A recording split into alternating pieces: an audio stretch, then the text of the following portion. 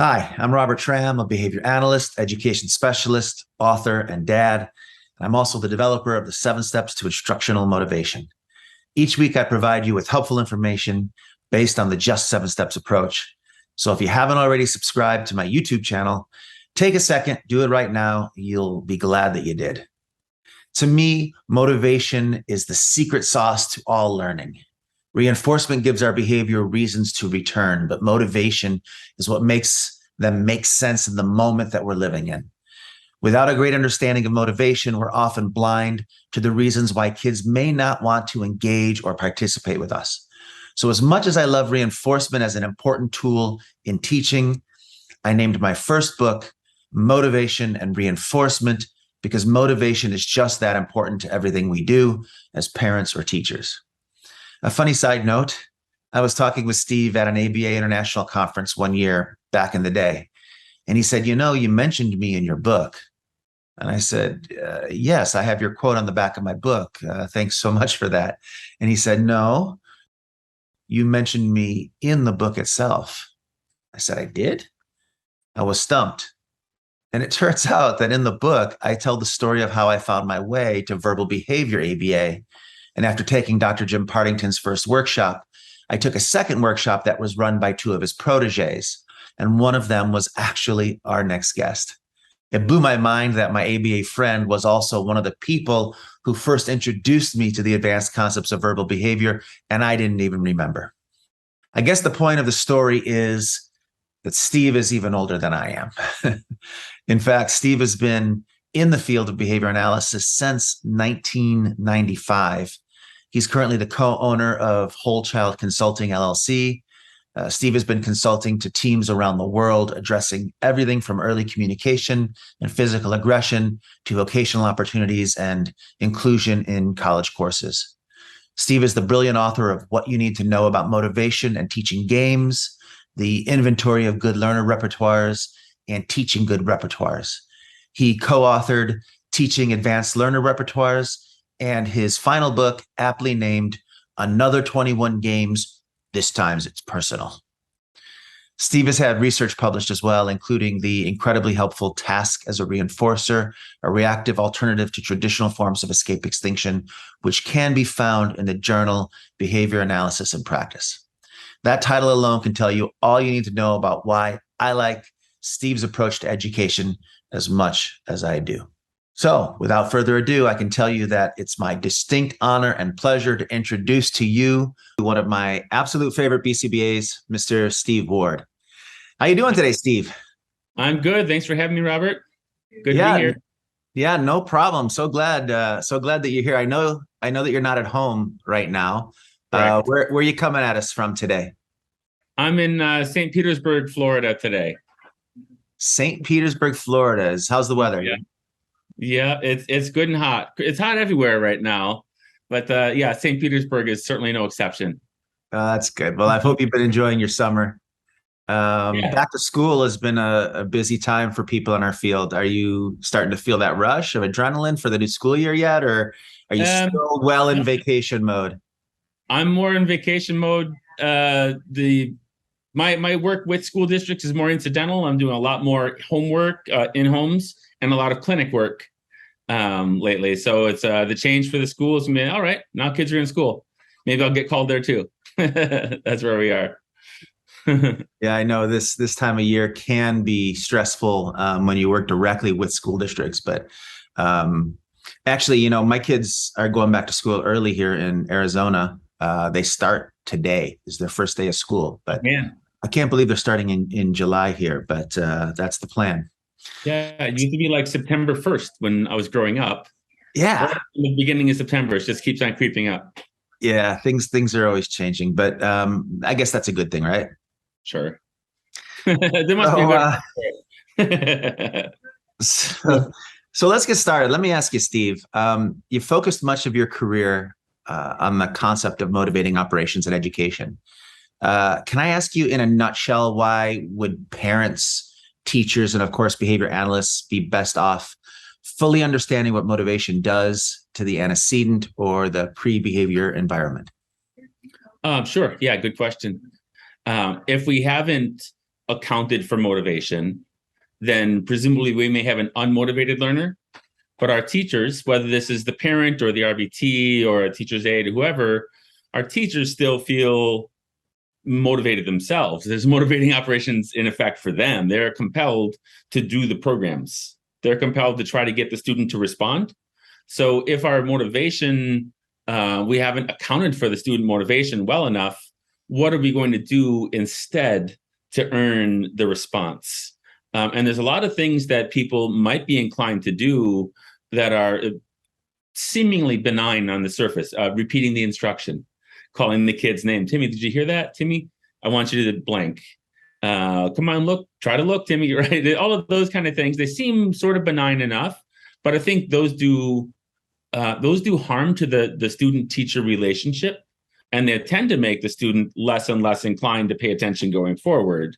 And I chose, of course, some relatively easy kind of benign things that people might do.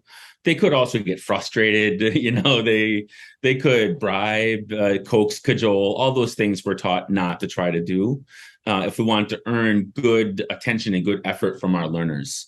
So it's to account for the actual motivation. Yeah, so it's not just not being able to use motivation as a benefit, but it's having the things that you do actively work against you motivationally, even, right?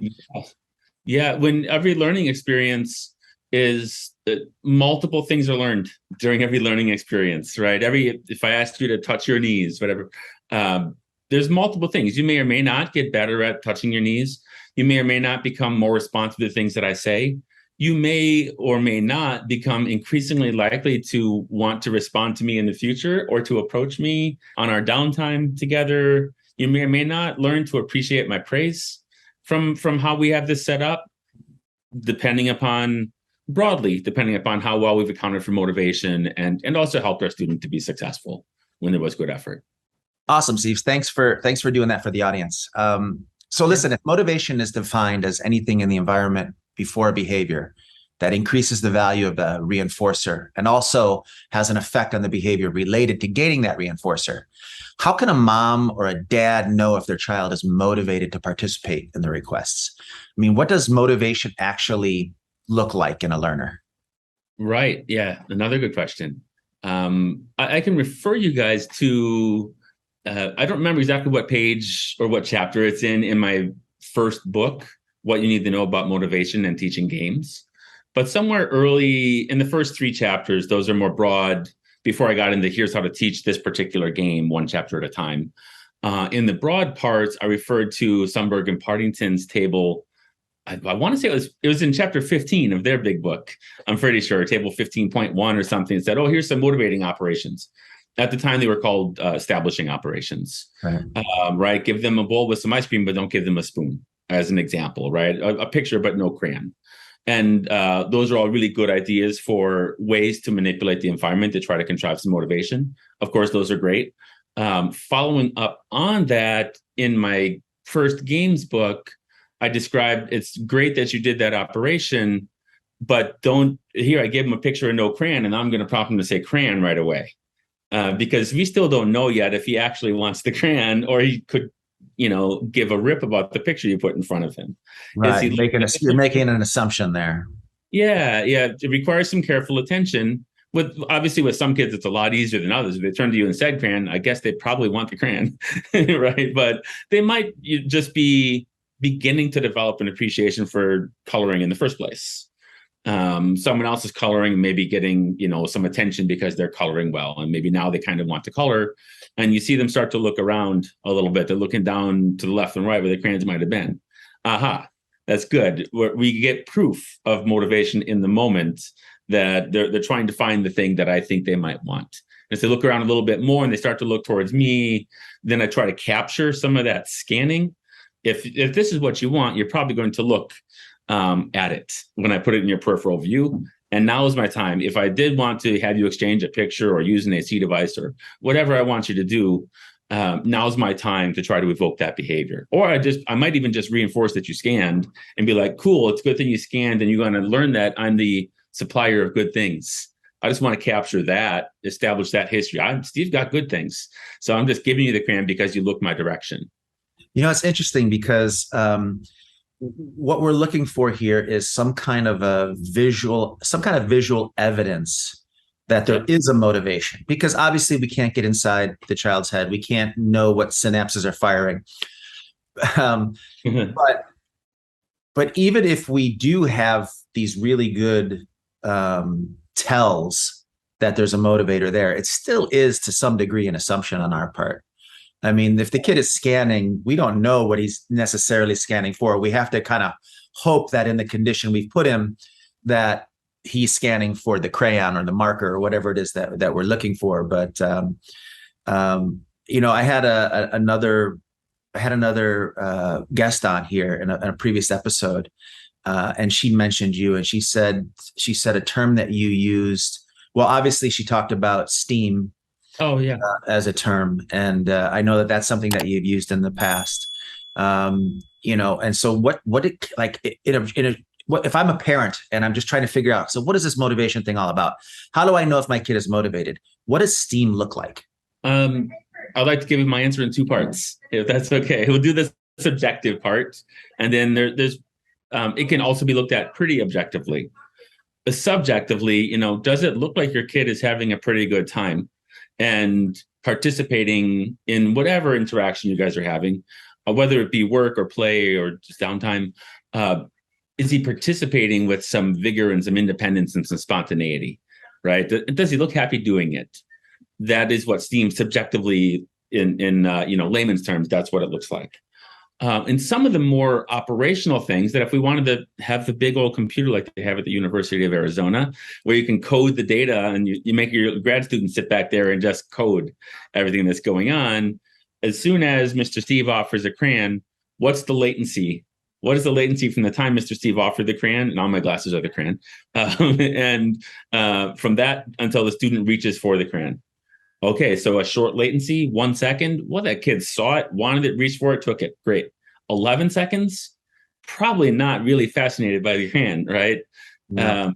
And then I look at inter-response time is very, very similar to latency, in that we're looking at higher rates of responding, mean there's higher motivation, right?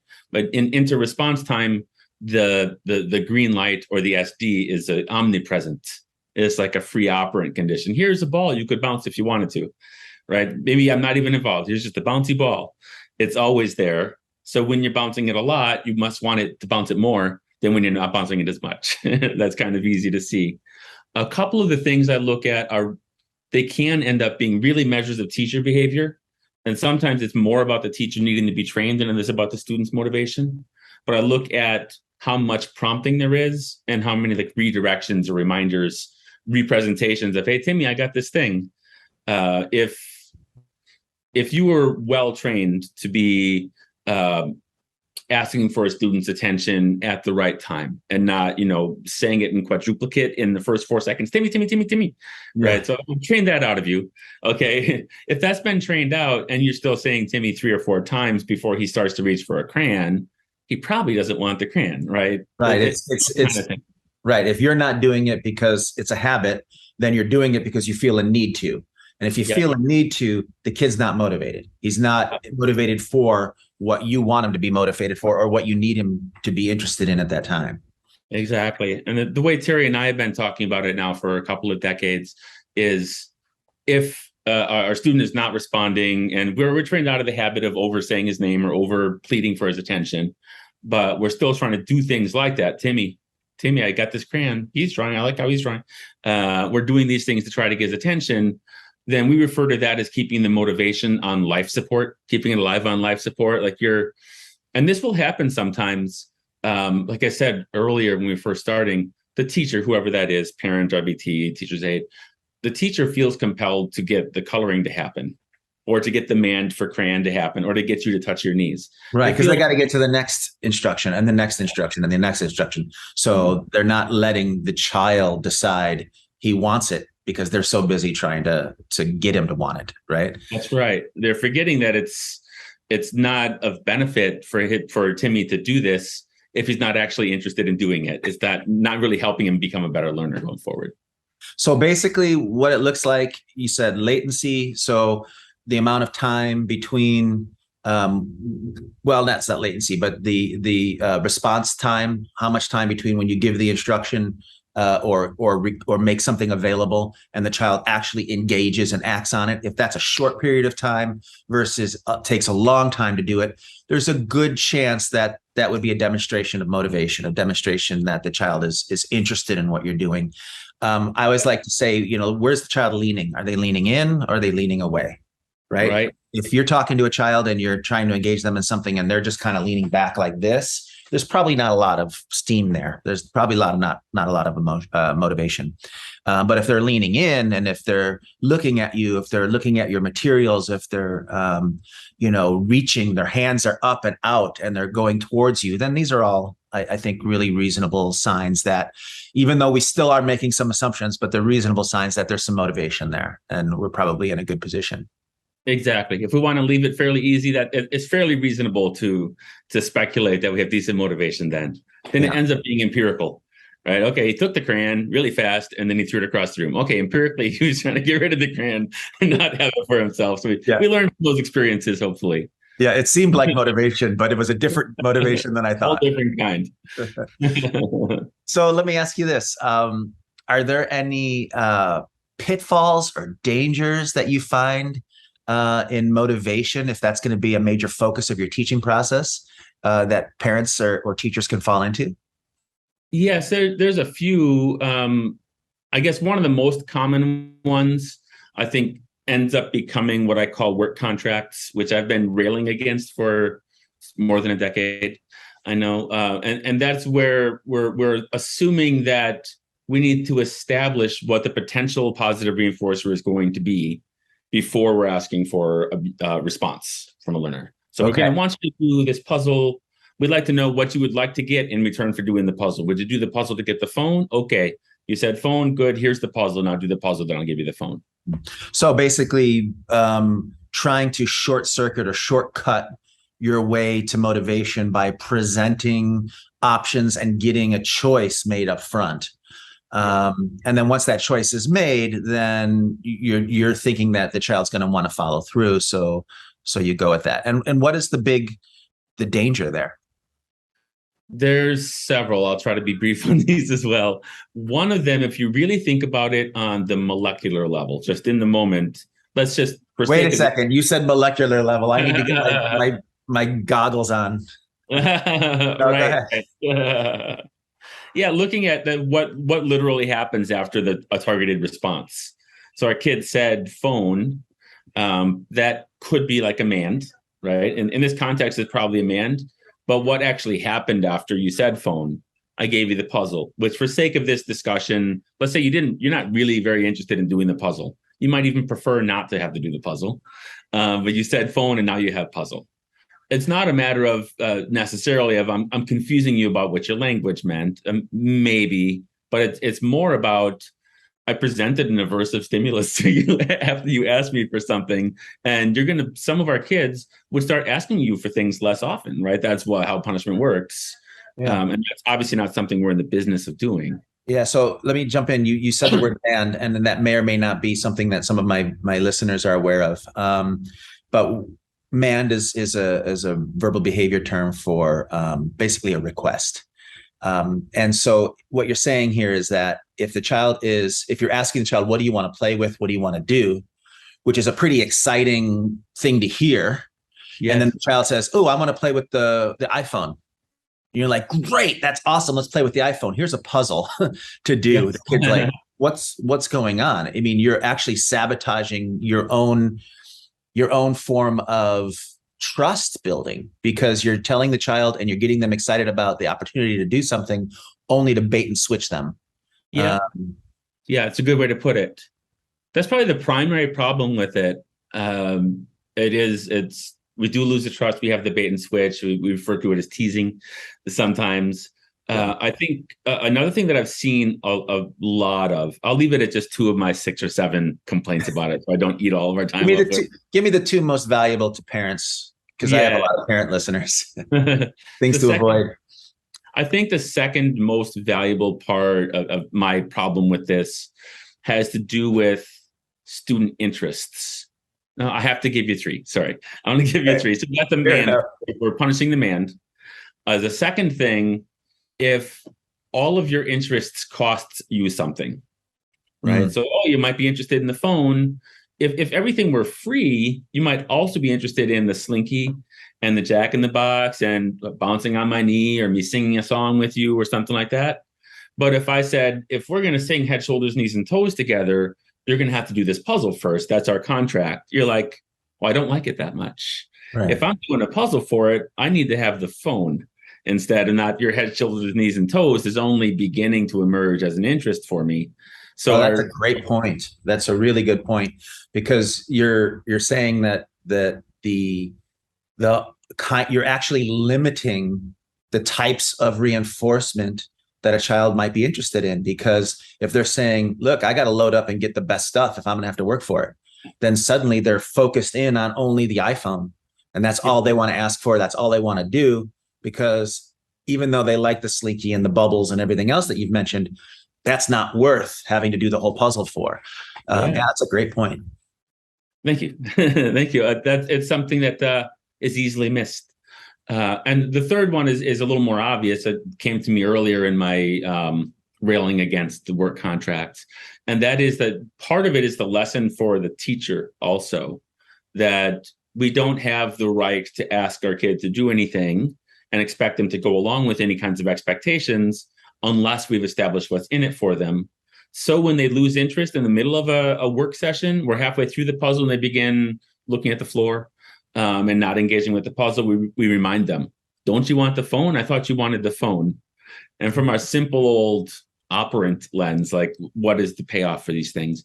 Some of this can turn into teachers believe they learn that they need to bribe and cajole and coax kids into things. And the kids only pay attention if this history goes long enough. They only pay attention when we're talking about the phone and showing them the phone. And once we put it down, we got them for 5 or 10 seconds before they need us to show them the phone again. Right. So they're training you then to constantly be going back to your reinforcer, and it's just going in the wrong direction for sure.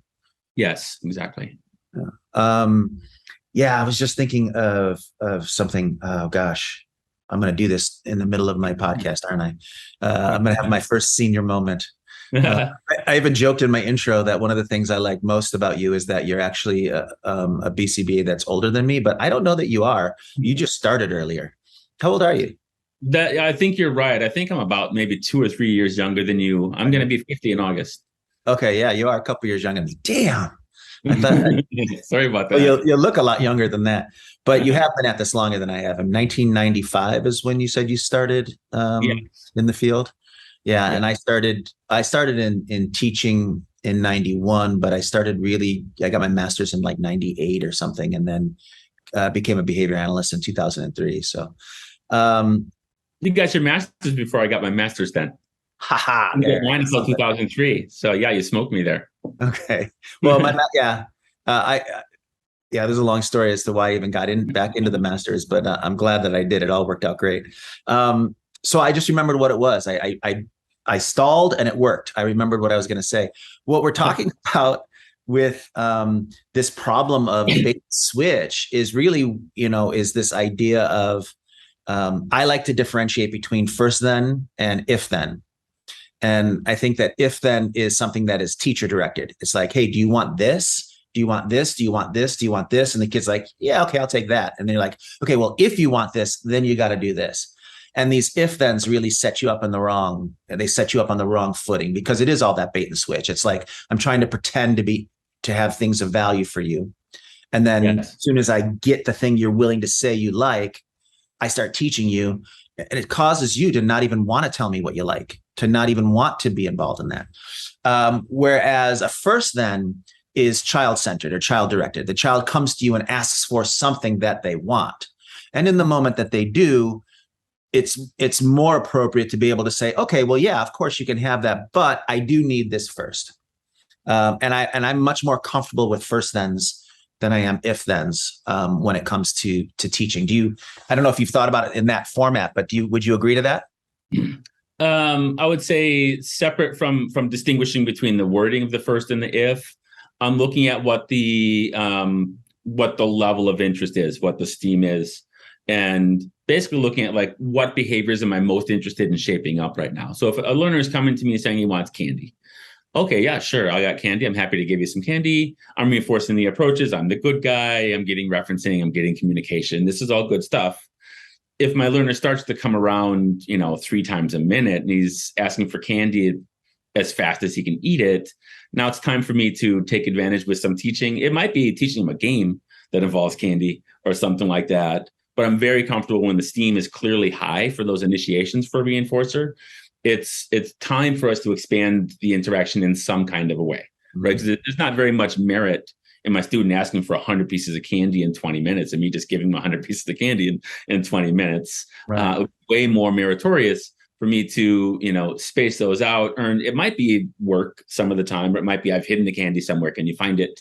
And I'll play hot or colder with you or something like that. Right. Or cool things. Get a napkin, sit down, get a plate, things like that. Yeah, and then start, promoting the communication aspects of those games. And that's what I think your first book did so well, is it kind of showed people that communication doesn't need to be a sit across the table from each other using flashcards type of an approach, but it needs to be, in fact, it's better off if your communication skills are all couched within fun and game and activities. And that's one of the things I first noticed about your work. In fact, that reminds me, I know I have your first book here, but I have a special version of your first book. You probably don't know this. Oh, I'm not sure about that. Okay. Yes. So I have a copy of your book from before, when you had the official.